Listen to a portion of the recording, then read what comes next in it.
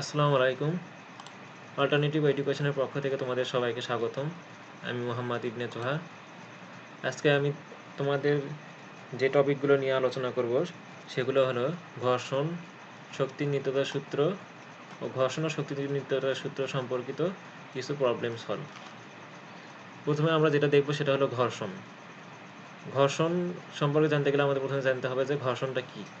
ঘর্ষণ হলো এমন একটি বল যা পরস্পরের সংস্পর্শে থাকা দুটি বস্তুর মধ্যবর্তী আপেক্ষিক গতিকে বাধা প্রদান করে।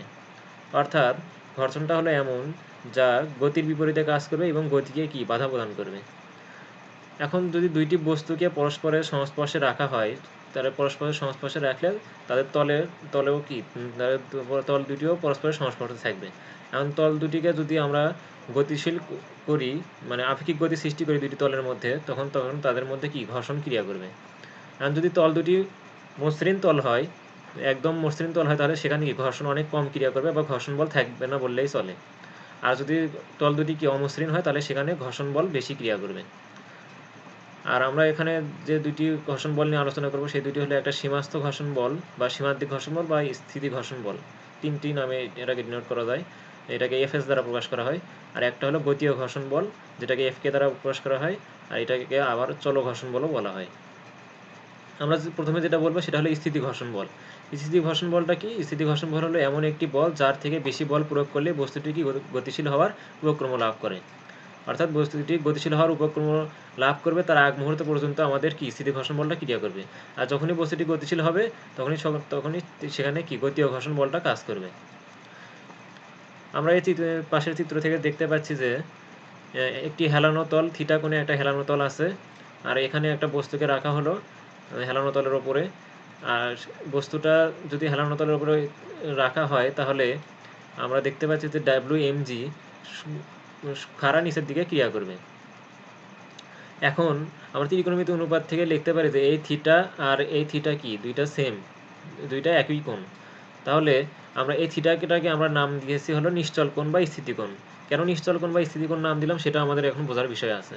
সেটা হলো যে কোণে হেলে দিলে বস্তুটি তলের ওপর দিয়ে গতিশীল হওয়ার উপক্রম লাভ করে সেটাকেই কি বলে নিশ্চল কোণ বা স্থিতিকোণ বলে। অর্থাৎ নিশ্চল কোণ বা স্থিতিকোণ এই এমন একটা কোণ যে কোণে আমরা বস্তুটাকে রাখলে বস্তুটা গতিশীল হওয়ার উপক্রম লাভ করবে।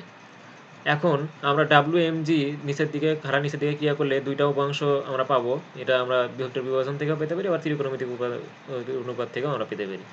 একটা হলো অনুভূমিক উপাংশ, সেটা হলো mg cos থিটা, আর একটা হলো mg sin থিটা, যেটা হলো উলম্ব উপাংশ। এখন যদি নিশ্চল কোণ অবস্থায় আমরা বলতে পারি fs equal to mg sin theta এবং r equal to mg cos theta. rটাকে আমরা বলবো হলো উইলম্বিক প্রতিক্রিয়া, আর fsটাকে বলবো আমরা স্থিতি ঘর্ষণ বল বা সীমান্তিক ঘর্ষণ বল বা সীমাস্থ ঘর্ষণ বল। এখন আমরা এখানে ডিনোট করছি r equal to mg cos theta, f equal to mg sin theta, আর rটাকে বলবো আমরা অভিলম্বিক প্রতিক্রিয়া। তো আমরা স্বাভাবিকভাবে আমরা বলতে পারি স্থিতি ঘর্ষণের সীমান্তিক মান বা স্থিতি ঘর্ষণ গুণাঙ্ক যেটা আমরা বলবো সেটা হলো মিউ এস দ্বারা প্রকাশ করলাম। এটাকে আমরা সাধারণত বলা হয় যে আর অভিলম্বিক প্রতিক্রিয়া আর এফ এস স্থিতি ঘর্ষণ বলের অনুপাত। এই দুটার অনুপাতকে আমরা বলবো হলো স্থিতি ঘর্ষণ গুণাঙ্ক, যেটা দুইটার অনুপাত করলে আমরা পাচ্ছি ট্যান থিটা, কারণ এমজি কেটে যাবে, এখানে sine theta divide by cos theta equal to হবে হলো ট্যান থিটা শুধু। আর এখানে মিউ এসটা কি অনপেক্ষা ছোটো হবে, কারণ থিটাটা যদি 45 ডিগ্রি অ্যাঙ্গেল থেকে বেশি বড় হয়, তাহলে বস্তুটা ইজিলি নিচের দিকে নামতে শুরু করবে। তাহলে এখানে কি থিটাটা আর নিশ্চল কোণ বা বিরাম, এটাকে নিশ্চল কোণকে আবার আমরা আরেকটা নামে বলে ডিনোট করতে পারি, সেটা হলো কি বিরাম কোণ অথবা স্থিতিকোণ। তাহলে এই স্থিতিকোণ বা বিরাম কোণে আর থাকবে না। থিটাটা যদি আমার নিশ্চল কোণ অপেক্ষা বড় হয়ে যায়, তখন এটা কি নিশ্চল কোণ থাকবে না, তখন এটা বস্তুটা ইজিলি নিচের দিকে নামতে শুরু করবে।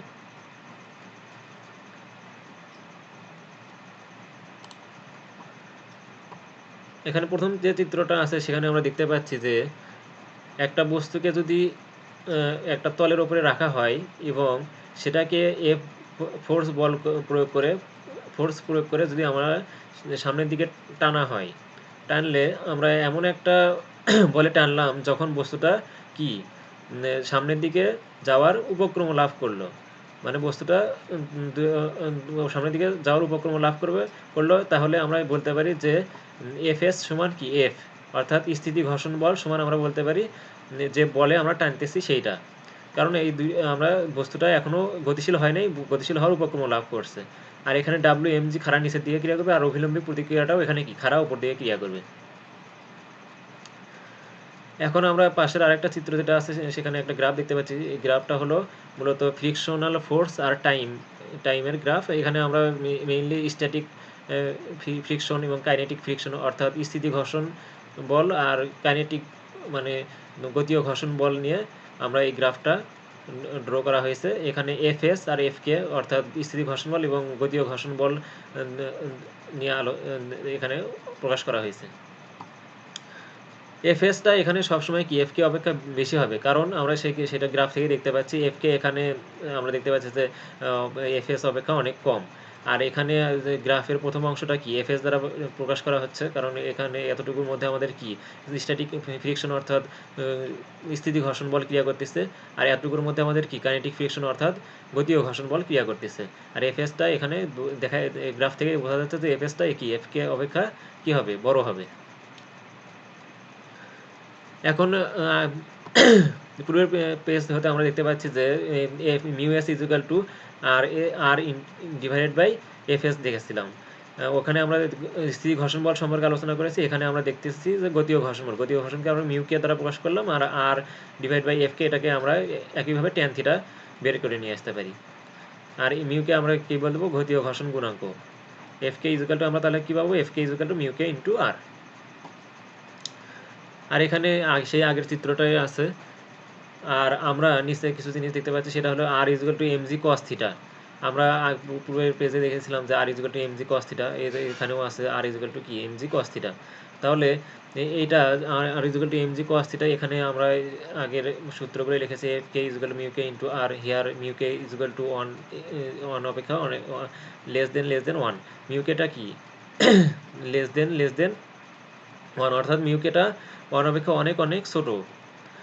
এখন মিউকেটা যদি 1 অপেক্ষা অনেক ছোট হয়, তাহলে আমরা বলতে পারি মিউকে ইকুয়াল টু, যেহেতু ট্যান থিটা, সেহেতু আমাদের ট্যান থিটা যখন বের করব, তখন থিটার মানটা কি হবে, থিটার মানটা অনেক ছোট হবে। ছোট হলে আমরা কি বলতে পারি, কস থিটা কজের থিটার মান যদি অনেক ছোট হয়, সেখানে সেটা আমরা কি অনের সমান, মানে অনের সমান হতে কাছাকাছি হবে, প্রায় সমান হবে অনের। তাহলে ওই আমরা লিখতে পারি যে আর ইকুয়াল টু mg, অর্থাৎ cos থিটার মান এখানে কি 1 ধরা হলো আর কি, প্রায় 1, ওই জন্য 1। এমনি বিভিন্ন ক্ষেত্রে আমরা যে ম্যাথগুলো দেখবো সেখানে আর ইকুয়াল ডিরেক্ট mg বসে দেওয়া হবে, সেখানে আর cos থিটা ইউজ করা হবে না। অর্থাৎ এই cos থিটা, যেহেতু থিটাটা অনেক ক্ষুদ্র, সেহেতু আমরা ওটাকে 1 হিসেবে ডিনোট করতে পারি। সো দ্যাট আমরা লিখতে পারি fk equal to mu k into mg। R equal to mg আর cos থিটা লিখলাম না, আমরা ডিরেক্ট mg লিখে দিলাম। কারণ শক্তি নিত্যতা সূত্র সম্পর্কিত কিছু প্রবলেম সলভ আমরা করবো এখানে। এম ভরের একটি বস্তু আনুভূমিকার সাথে থিটা কোণে রাখা একটি তলে গতিশক্তি প্রয়োগ করে বিন্দু থেকে বি বিন্দুতে ঘর্ষণ হয়ে পৌঁছানো হলো। এখানে আমরা সেই চিত্রটা দেখতে পাচ্ছি যে আমরা একটা বস্তুকে এ বিন্দু থেকে ই বিন্দুতে গতিশক্তি প্রয়োগ করে নিয়ে যাওয়া হয়েছে। তাহলে আমরা এখানে বলছে যে এই এর দৈর্ঘ্য কত, মানে এই এর দৈর্ঘ্যটা বের করতে বলছে, আর বস্তুটি ই বিন্দু হতে নামার সময় যান্ত্রিক শক্তি নিত্যতা সূত্র মেনে চলে কিনা সেটা আমরা দেখব। এখন সলভে আমরা প্রথমে দেখতে পাচ্ছি ই বিন্দুতে আমাদের কি, ই বিন্দুতে আমাদের কোনো, যেহেতু এখানে কি বেগ শূন্য, কারণ এই বিন্দুতে পৌঁছানোর পরেই বস্তুটা কি থেমে গেছে, থেমে গেলে কি তার বেগ শূন্য, সেহেতু আমরা এখানে কি আসবে, এখানে শুধু কি থাকবে, বিভব শক্তি থাকবে, অর্থাৎ কে সমান E P equal to mg em। তাহলে ইপি সমান আমরা কি লিখতে পারি, mg এইচ লিখতে পারি। সেই এইচটা আসলে এখানে কি mg এইচ, এটা হলো em। তাহলে mg em, তাহলে এখানে আমরা দেখতে পাচ্ছি যে সাইন থিটা ইকুয়াল টু কি, sine theta equal to em divided by ae। Sine theta, তাহলে এটা থিটা, তাহলে সাইন থিটা ইকুয়াল আমরা লিখতে পারি em ডিভাইড বাই ea বা ae। তাহলে em সমান আমরা কি লিখতে পারি, em সমান ae সাইন থিটা। তাহলে এখান থেকে আমরা mg em নিয়ে আসার পরে mg em টার মান বসে দিলাম, em টার মান ae সাইন থিটা। তাহলে ae সমান আমরা পেয়ে গেলাম যে এইটার, আমরা যেহেতু এখানে কি বলতে বের করতেছি, এই দৈর্ঘ্য বের করতেছি, এইটা আমরা বের করলাম, এই সমান কি E K divide by mg sine theta. তাহলে আমাদের এই দৈর্ঘ্যটা বের হয়ে গেল। এখন পরের কোশ্চেনে আমরা বলছি যে যান্ত্রিক শক্তি নিত্যতা সূত্র মেনে চলে কিনা, ই বিন্দু এই এ থেকে ই বিন্দু পর্যন্ত। তাহলে আমরা এ বিন্দুতে তার মোট শক্তি নির্ণয় করব, ডি বিন্দুতে তার মোট শক্তি নির্ণয় করব, ই বিন্দুতে তার মোট শক্তি নির্ণয় করব, নির্ণয় করে দেখব যে সবগুলো সেম হয় কিনা। তাহলে সবগুলো যদি সেম হয় তাহলে আমরা বলতে পারি যে এই বস্তুটা কি শক্তি নির্ধারণ সূত্র মেনে চলবে। তাহলে ই বিন্দুতে বস্তুটির আদি বেগ হলো আমাদের ইউ ইকুয়াল টু 0 এই বিন্দুতে। তারপরে ই বিন্দুতে স্থিতি শক্তি mgem, সেটা আমরা দেখলাম আগেও দেখেছি 1 নম্বরে। তারপরে ই বিন্দুতে গতিশক্তি, তাহলে কি এই বিন্দুতে যেহেতু বেগ শূন্য তাহলে এখানে গতিশক্তি কি শূন্য, কারণ ই বিন্দুতে মোট শক্তি তাহলে mgem, এখানে যেহেতু গতিশক্তি নেই। আর ইএমটাই আমাদের টোটাল উচ্চতা এখানে। এখন ডি বিন্দুতে স্থিতিশক্তি তাহলে বের করি এবার। ডি বিন্দুতে আমরা mg স্থিতিশক্তি কী হবে mgdn।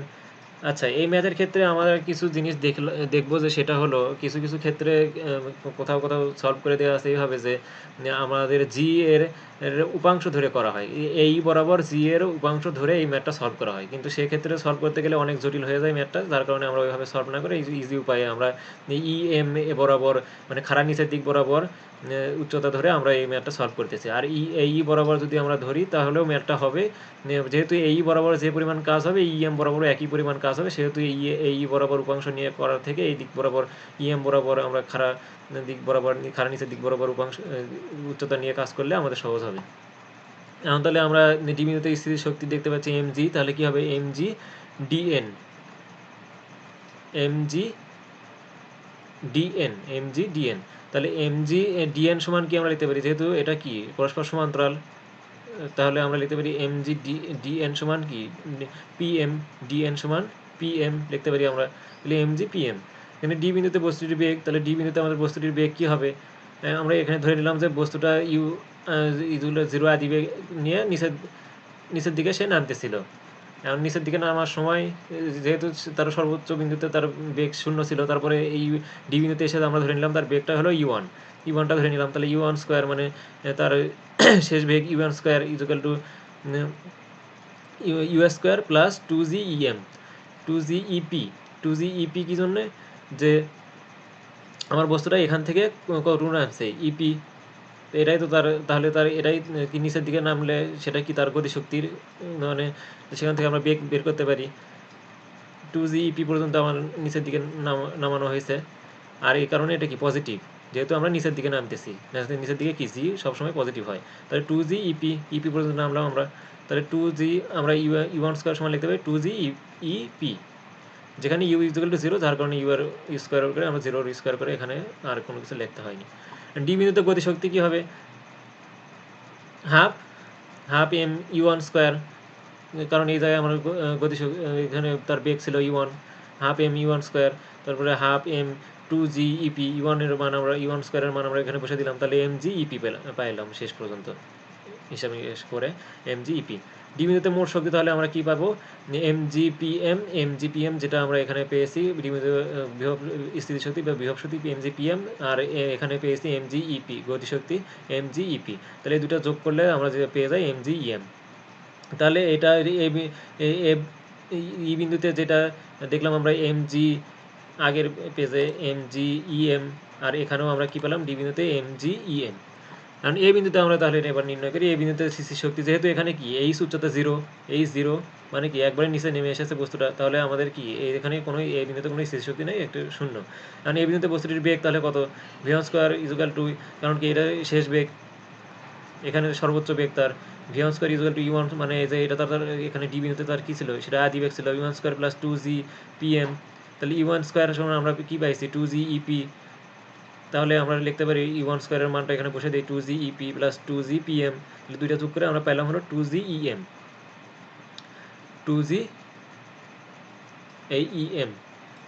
কারণ এই ইপি আর পিএম দুইটা যোগ করে আমরা পেলাম হলো ইএম। তাহলে এই বিন্দুতে গতি শক্তি আমরা লিখতে পারি কি হাফ এম ভি স্কোয়ার, এই যে শেষ বেগ ভি, তাহলে এখান থেকে আমরা লিখতে পারি হাফ এম 2g ভি স্কোয়ারের মান 2gem, এই 2 আর হাফ কেটে গেলে আমরা পাইলাম কি 2gem, অর্থাৎ এই বিন্দুতে মোট শক্তি আমরা পেলাম mgem।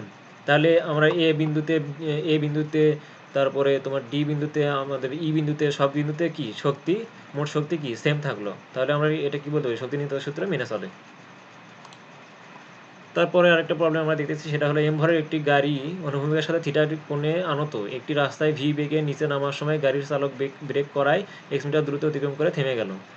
তাহলে আমরা পাশের চিত্রটাতে আমরা সব কিছু উল্লেখ করেছি। এখানে আমরা দেখতে পাচ্ছি যে এর আগেও এরকম একটা চিত্র আমরা দেখেছি, সেখানে আর কি সব এভাবে এফ ড্যাশ এরকম ছিল না। এখানে আমরা তাহলে আমরা বলছি গাড়িটি থামাতে বাধাদানকারী বা ব্রেকজনিত বলের মান কত। তাহলে আমরা একটি গাড়ি যেহেতু নিচের দিকে নামতেছে ভি বেগে, তাহলে ভি বেগে নামা শুরু করলে এম জি সাইন থিটা তারা কি এই নিচের দিকে কী করতেছে এইদিকে, আর এম জি খাড়া নিচের দিকে, এম জি কস থিটা এইদিকে, আর উপরের দিকে মানে উপরের দিকে উপরের দিকে।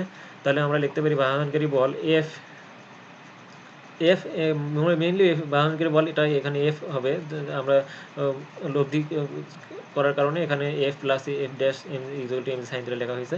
এখানে আমরা তাহলে দেখতে পাচ্ছি যে এফটা আমার কি বাহনকারী বল উপরের দিকে ক্রিয়া করতেছে বা বাধা দিচ্ছে বস্তুটাকে নিচের দিকে যেটা আমরা বাহনকারী বল বের করতেছি এফ, আর এফ ড্যাশটা কি মন্দনজনিত যে বলটা সেটা আমরা উপর দিকে আমরা ডিনোট করলাম, উপর দিকে ডিনোট করাতে আমরা পেলাম হলো এফ প্লাস এফ ড্যাশ সমান আমাদের নিচের দিকে কী ক্রিয়া করতেছে এম জি সাইন থিটা, এই উপাংশটা তল বরাবর ক্রিয়া করতেছে।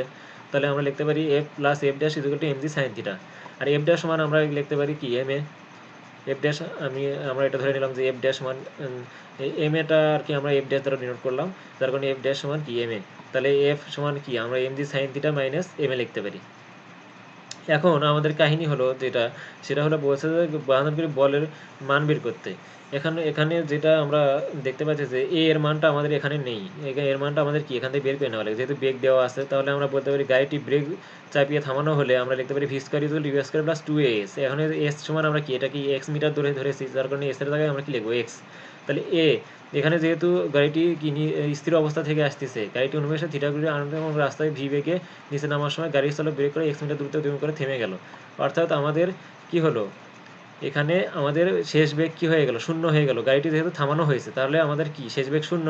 তাহলে আমরা লিখতে পারি শেষ বেগ যদি শূন্য হয় তাহলে শূন্যর উপরে স্কোয়ার করলে এখানে তো শূন্যই আসবে। আর আমাদের কি এর মানটা যদি বের করি তাহলে minus U square divide by twice X, অর্থাৎ ত্বরণটা কী হবে, ঋণাত্মক ত্বরণ। যেহেতু এখানে কি মন্দন হয়েছে, থামানো হচ্ছে, তাহলে এটা কি হবে, নেগেটিভ। তাহলে এর মানটা যদি আমরা এখানে বসিয়ে দিই তাহলে এফ এর মানটা আমরা পেয়ে যাবো। এর মানটা এই যে এই ইকুয়েশনে 1 নম্বর ইকুয়েশনে আমরা এর মানটা বসিয়ে দিলে M sine theta is plus U square plus 2x, কারণ মাইনাস মাইনাসে প্লাস হয়ে যাবে এখানে। এখন পরেরটার ক্ষেত্রে কী বলছে, শক্তি সংরক্ষণশীল নীতি রক্ষিত হবে কি। এখন নিচে যেহেতু উপরে থেকে নিচের দিকে নামতেছে, সেক্ষেত্রে আমরা কী করতে পারি, আনত তলের শীর্ষবিন্দুতে আমাদের বেগ হলো কি, যেহেতু ভি বেগে নামতেছিল সেক্ষেত্রে উপরে বেগ ভি, তাহলে আমরা এখান থেকে কি গতিশক্তি পাবো, আনত তলের শীর্ষবিন্দুতে গাড়িটির গতিশক্তি ইকে ওয়ান ধরে নিলাম আমরা, তাহলে হাফ এম ভি স্কোয়ার। তারপর আনত তলের শীর্ষবিন্দুতে গাড়িটির বিভব শক্তি, অবশ্যই তার বিভব শক্তি আছে, যেহেতু সে বেগ নিয়ে নামতেছিল যার কারণে তার একটা কী ছিল, গতিশক্তি ছিল। তাছাড়াও বস্তুটা কত উচ্চতায়, এইচ উচ্চতায় ছিল, সেক্ষেত্রে তার একটা কী আছে এখানে, বিভব শক্তি আছে। তাহলে ই পি ওয়ান সমান কি এম জি এইচ। আর এখানে যেহেতু এইচটার মান আমাদের দেওয়া নেই, দেওয়া আছে কি এক্সের মান, তাহলে এই এইচের মানটা আমরা বের করে নিই। সাইন থিটা সমান কী হবে, এইচ ডিভাইড বাই এক্স। তাহলে এইচ সমান আমরা কি লিখতে পারি এক্স সাইন থিটা। তাহলে সুতরাং আমরা আনততলের শীর্ষবিন্দু গাড়িটির মোট শক্তি ই ওয়ান সমান ই ওয়ান ধরে নিলাম, সেটাকে E K one plus E P one, মানে এই দুটো যোগফল লিখলাম। তারপর আনততলে এক্স মিটার দূরত্ব অতিক্রম করার পরে বেগ, মানে আমরা এই জায়গায় মেইনলি যে জিনিসটা বের করবো সেটা হলে এই সর্বোচ্চ বিন্দুতে তার গতিশক্তি কত, গতিশক্তি ও বিভব শক্তি যোগফল কত, অর্থাৎ মোট শক্তি কত, আর সর্বনিম্ন বিন্দুতে তার টোটাল শক্তি কত সেটা বের করবো। মাঝখানে যদি আমরা করতে চাই তাহলে এটা অনেক জটিল হয়ে যাবে, যার কারণে আমরা শুধু উপরে সর্বোচ্চ বিন্দু বা সর্বনিম্ন বিন্দুটা যদি দেখাতে পারি তাহলে আমরা বলতে পারবো যে সেটা কি শক্তি সংরক্ষণশীল নীতি মেনে চলে। তাহলে আমরা সেই ক্ষেত্রে আমরা একদম নিচে নেমে আসলাম, নিচে নেমে দেখলাম যে এক্স মিটার দ্রুত অতিক্রম করার পর তার বেগ হলো কি শূন্য, যেহেতু কি থামানো হয়েছে। তাহলে আনত তলে নিম্ন বিন্দুতে গতিশক্তি কী হবে, জিরো, যেহেতু বেগ শূন্য তাহলে তার কী হবে, গতিশক্তিও শূন্য হবে। আনত তলে নিম্ন বিন্দুতে এইচ শূন্য, এইচ ইজুকাল টু কি জিরো, কারণ কি এটা একবারে নিচে নেমে আসছে, তাহলে সেখানে কি বিভব শক্তিও শূন্য। তাহলে গাড়ির উপর কৃত কাজ বা ব্যয়িত শক্তি শুধু আমরা কি পাবো, এই গাড়ির কৃত কাজটা পাবো অথবা তার ব্যয়িত শক্তিটা পাবো। তাহলে ডাব্লু সমান কি আমরা ডাব্লু সমান লিখতে পারি এফ এক্স, অর্থাৎ সে যে বলে ব্যয়িত যে যে পরিমাণ সে তার শক্তি ব্যয় করছে সেটা হলো ডাব্লু সমান আমরা লিখতে পারি এফ এক্স। এখন এফটা আমরা আগের ইয়ে থেকে পেয়েছি, এখানে এফটা আমরা বের করে নিয়েছি যে কী পরিমাণ সে বাধাজনিত বল ব্রেকজনিত বল প্রয়োগ করে সেটা আমরা বের করে নিয়েছি। আর সে ব্রেক প্রয়োগ করে যেহেতু থামানো হয়েছে সেহেতু আমরা এখানে ব্রেকজনিত বল বা সেই ব্রেকজনিত দ্বারা যে কাজটা পাবো এখানে ডাব্লিউ জেড এফ এক্স। তাহলে এফটা পাইছি আমরা, এক্সের মানটা আমরা জানি, সেটা বসে দিলে আমরা ডাব্লিউ জেড এফ এক্স বের করতে পারবো। এখন সেটাই আমরা এখানে দেখাইছি যে এফ এর মানটা আমরা এখানে পেয়েছিলাম আগের কোশ্চেন হতে, তাহলে আমরা সেখানে W is equal two F, এখানে এফ এর মানটা বসে দিয়ে আমরা সেই মানটা বের করেছি। আনতলের নিম্ন বিন্দুতে মোট শক্তি, তাহলে এখন আমরা আনতলের নিম্ন বিন্দুতে মোট শক্তি আমরা কি পেলাম, E two is equal to W plus E K two plus E P two, কারণ এই দুইটা হলো শূন্য, যার কারণে আমরা ডিরেক্ট ডাব্লু। এখন এটা যদি আমরা যদি ভ্যালু দিয়ে যে মানগুলো যদি সঠিকভাবে দেওয়া থাকে, মানে এরকম আননোন ভ্যালু না দেওয়া থাকে, যদি সবগুলোর ভ্যালু ভি এর ভ্যালু, তারপরে তোমার আরও অন্যান্য যে ভ্যালুগুলো আছে ওগুলো যদি দিয়ে দেয়, থিটার মান এগুলো যদি এক্স এর মান এগুলো যদি দিয়ে দেয়, তাহলে আমরা সমাধান করে বলতে পারি যে ই ওয়ান সমান ই টু, অর্থাৎ এটা কি শক্তি সংরক্ষণশীল নীতি মেনে চলে। এমভরের এখন আমরা আরেকটা ম্যাথ যেটা দেখতেছি সেটা হলো এমভরের একটি গাড়ি অনুভবেগের সাথে থিটা কোণে আনত একটি রাস্তায় ভি বেগে নিচে নামার সময় গাড়ির চালক ব্রেক করা এক্স মিটার দূরত্ব অতিক্রম করে থেমে গেল, অর্থাৎ এই ম্যাথটা হলো পূর্বের ম্যাথটাই, কিন্তু এখানে একটা জিনিস বলে দেওয়া আছে, সেটা হলো এই ম্যাথে যদি আমরা কি বলে দেওয়া থাকে, ঘর্ষণ গুণাঙ্কের মান বলে দেওয়া থাকে অথবা ঘর্ষণ বলের মান বলে দেওয়া থাকে। দুটো একই জিনিস, ঘর্ষণ গুণাঙ্ক দেওয়া থাকলে আমরা ঘর্ষণ বলের মান ইজিলি বের করতে পারি, এখানে সেটা বলে দেওয়া আছে, এখানে সব কিছু লিখে দেওয়া আছে।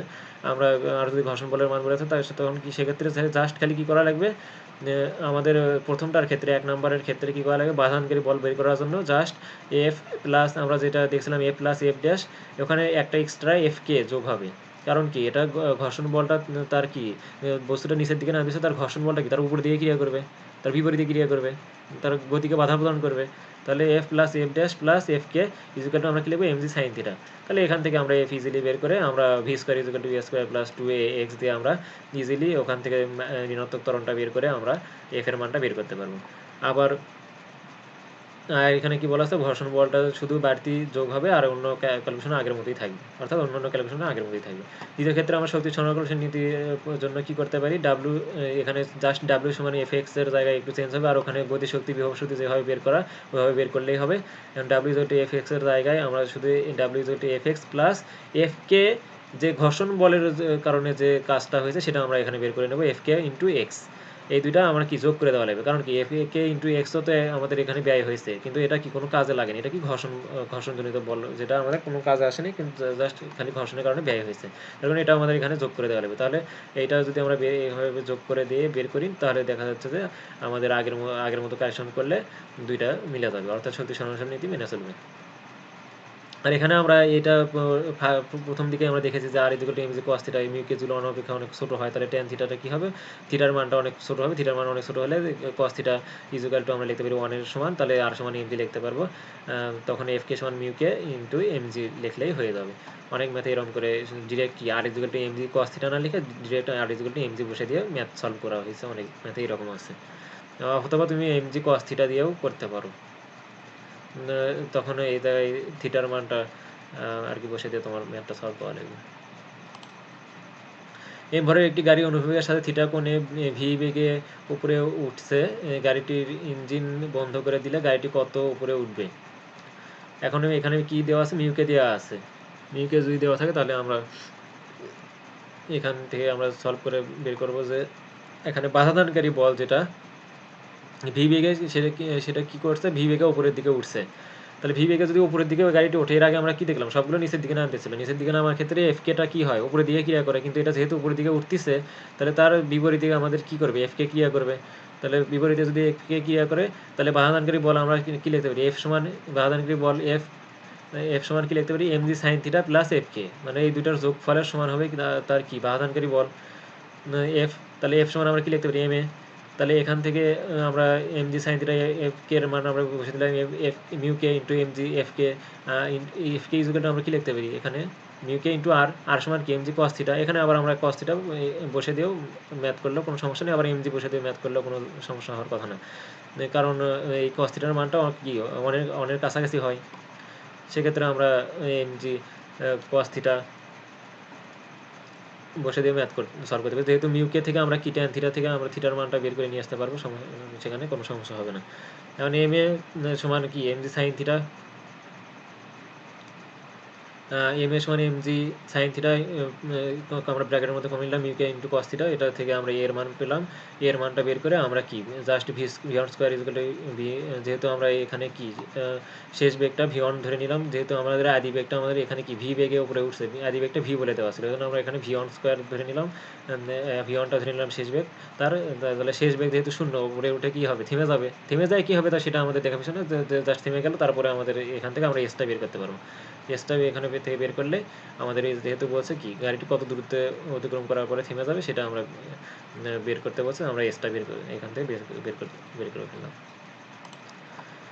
এখন আরেকটা ম্যাথ যেটা দেখছি, এম ভরের একটি বস্তু অনুভবেগের সাথে থিটা কোণে রাখা একটি তলে এফ বলের টানলে বস্তুটির ত্বরণ কত হবে। এখানেও মিউকে দেওয়া আছে। তাহলে এটা আমরা এফ বলে উপর দিকে টানতেছিলাম, আর এখানে কি হয়েছে, আগের ম্যাটটাতে কি হয়েছিল যে আমরা গাড়ির ইঞ্জিনটা বন্ধ করে দিচ্ছি। গাড়ির ইঞ্জিনটা বন্ধ করে দেওয়ার ফলে এখানে কি তার আর কোনো বল দেওয়া হয় নাই, এটা জাস্ট যে একটা বেগ ছিল সেই বেগে উপর দিকে যে থেমে গেছে। আর এখানে আমাদের বল প্রয়োগ করে উপর দিকে টানা হচ্ছে। তাহলে আমরা লিখতে পারি কি যে এই যে বলে টানা হচ্ছে সেই বল থেকে যদি আমরা তার এম জি সাইন থিটা আর যেহেতু যে নিয়ে তার বিপরীতে ক্রিয়া করতেছে আর এফকে তার দুটো যদি বিয়োগ করে দেওয়া হয়, তাহলে আমরা কি তার বাহনকারী বল বা বস্তুটা তোমার যে লব্ধি বলটা সেটা আমরা পেয়ে যাবো এফটা। এখান থেকে আমরা এফ সমান কি এফ ড্যাশ ধরে নিলাম, এটা এফ ড্যাশ, তাহলে এফ ড্যাশ সমান আমরা লিখতে পারি এম এ। তাহলে এইটা হলো এফ, যে বলে টানা হচ্ছিল সেটা হলো এফ, আর মাইনাস তাহলে এই দুইটার এম জি সাইন থিটা আর এফ কে আমরা কমন নিলাম। কমন নিয়ে সামনে মাইনাস দিলে আমাদের এখান থেকে আমরা কি ত্বরণটা বের করতে পারি। আর এখানে এফ কে সমান mu k into R mu k into M G cos theta, এখানেও আমরা কি direct M G cos theta বসালাম। কস থিটা না বসালেও কোনো সমস্যা হবে না, যেহেতু থিটার মানটা আমাদের কি হবে, ছোটো হবে অনেক। ছোটো হলে কস থিটার মান কি অনেক কাছাকাছি হবে। এখন এটা পরের যে ম্যাথটা আছে এটা মূলত আমাদের নিউটনিয়ান বলবিদ্যার একটা ম্যাথ আর কি। আমার এম ভরের আর ব্যাসার্ধ বিশিষ্ট একটি সিলিন্ডার অথবা একটি নিরেট গোলক ভি বেগে অনুভবেগের সাথে গড়াতে থাকলে এদের মোট গতিশক্তি কত হবে, এটা আমরা বের করব। আর কি এখানে দুইটা চিত্র দেওয়া আছে। চিত্র থেকে আমরা দেখতে পাচ্ছি যে একটা সিলিন্ডার গড়ায় গড়ায় পড়তেছে, আর এখানে একটা নিরেট গোলক গড়ায় গড়ায় নিচের দিকে পড়তেছে। এখন যদি আমরা জানি যে মোট গতিশক্তি সমান এখানে কি হবে, রৈখিক গতিশক্তি। কারণ কি এখানে একটা রৈখিক গতিশক্তি আছে, যেহেতু এটা কি হচ্ছে তল বরাবর নিচে নামতেছে। আর এখানে আরেকটা কি আছে, কৌণিক গতিশক্তি আছে। কৌণিক গতিশক্তির কারণে এটা কি ঘুরে ঘুরে নামতেছে, মানে ঘুরতেছে, সিলিন্ডারটা ঘুরায় ঘুরায় নামতেছে। সেক্ষেত্রে আমরা কি পাবো, রৈখিক গতিশক্তি পাবো। আর একটা কি গতিশক্তি পাবো, কৌণিক গতিশক্তি পাবো। তাহলে আমরা ইকে সমান ইকে লিনিয়ার আর হলো ইকে রোটেশনাল লিনিয়ার কাইনেটিক ফোর্স আর কাইনেটিক এনার্জি, আর একটা কি rotational kinetic energy. Linear kinetic energy, rotational kinetic, দুটার যোগফল হলো আমাদের কি কাইনেটিক এনার্জি। তাহলে আমরা প্রথমটার ক্ষেত্রে সিলিন্ডারের ক্ষেত্রে বলতে পারি যে মোট গতিশক্তি কে তাহলে half M V square plus half I omega square. এটাকে আমরা কি জানি, এটা হলো কৌণিক গতিশক্তির সূত্র। তো কৌণিক গতিশক্তির সূত্র থেকে আমরা আবার এর মান, এটা কি জড়তার ভ্রামক সমান আমরা কি লিখতে হবে, হাফ এম আর স্কোয়ার। যেহেতু এটা কি সিলিন্ডারের অক্ষের সাপেক্ষে তার জড়তার ভ্রামক কি হয়, হাফ এম আর স্কোয়ার। তাহলে আমাদের ওমেগা যেহেতু বেগ দেওয়া আছে, এখানে ওমেগা দেওয়া নেই, তাহলে ওমেগা সমান আমরা কি ভি বাই আর, তাহলে ভি সমান আর ওমেগা। তাহলে এটা আমরা জাস্ট ভি যেটা আর ওমেগা এগুলো এই সব মানগুলো বসে দিয়ে আমরা ইকে এর মানটা মোট গতিশক্তিটা বের করতে পারবো। আবার নিরেট গোলকের ক্ষেত্রে আমাদের কি হবে, ইকে সমান হাফ এম ভি স্কোয়ার, এটা হলো রৈখিক গতিশক্তি। তারপরে আমরা কি হাফ আই ওমেগা স্কোয়ার, এটা হলো কৌণিক গতিশক্তি। তাহলে এখানে জড়তার ভ্রামকটা কী হবে, নিরেট গোলকের ক্ষেত্রে আমরা জানি তার অক্ষের সাপেক্ষে জড়তার ভ্রামক হবে হলো 2/5 এম আর স্কোয়ার। আর এটা হলো আমাদের জানা মান আই ইজগুলো 2/5 এম আর স্কোয়ার। আর এখানে আবার আগের মতোই যেহেতু ওমেগা দেওয়া নেই, ওমেগা ইজগুলো ভি বাই আর, তাহলে ভি ইজগুলো আর ওমেগা। তাহলে এখানে আমরা মান বসে দিয়ে আমরা মোট গতিশক্তিটা বের করতে পারবো। আশা করি এরপরে তোমাদের আনত তল সম্পর্কিত এবং ঘর্ষণ সম্পর্কিত আর কোনো সমস্যা হবে না। আর যদি কোনো সমস্যা থাকে তাহলে আমাদের কমেন্টে জানাতে পারো। আর যদি ভিডিওটি ভালো লেগে থাকে তাহলে ভিডিওটিতে লাইক দিতে ভুলো না। আর চ্যানেলটিতে সাবস্ক্রাইব করো। তারপরে ভিডিও ডিসক্রিপশনে তোমাদের এই লেকচার সম্পর্কে পিডিএফ দেওয়া হবে। আর আমাদের ফেসবুক লিঙ্কও এই ভিডিও ডিসক্রিপশনে দেওয়া হবে, তোমরা চাইলে সেখানে ঘুরে আসতে পারো। ধন্যবাদ সবাইকে।